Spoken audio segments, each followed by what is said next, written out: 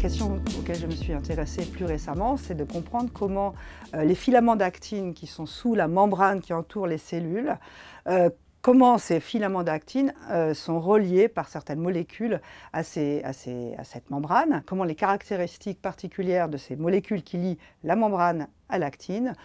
peuvent permettre d'influencer l'organisation de l'actine elle-même et éventuellement la forme de la membrane plasmique. Les cellules comportent en général beaucoup de déformations, ça peut être des microvillosités comme dans les cellules intestinales, ça peut être des filopotes, c'est-à-dire des espèces de grandes extensions membranaires qui permettent à la cellule de bouger. Si des protéines spontanément aiment aller dans des endroits courbés, ça veut dire qu'elles-mêmes, elles aiment bien déformer les membranes.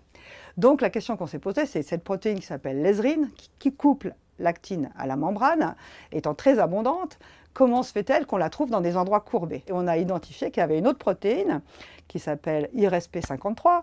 qui, elle, aime à la fois se trouver dans des endroits courbés et qui interagit avec l'esrine et qui finalement l'emmène dans ces endroits courbés où on recrute l'actine qui finalement fait ces espèces de protrusions. La motilité cellulaire, par exemple, c'est quelque chose qui est très important dans le cas de métastases cancéreuses, par exemple. Et la mobilité de ces cellules, elle passe en général par la formation de ces protrusions. Si on est capable de comprendre comment elles se forment, on peut peut-être essayer de faire en sorte aussi qu'elles se forment moins, ou en tout cas que les cellules soient un petit peu moins motivées.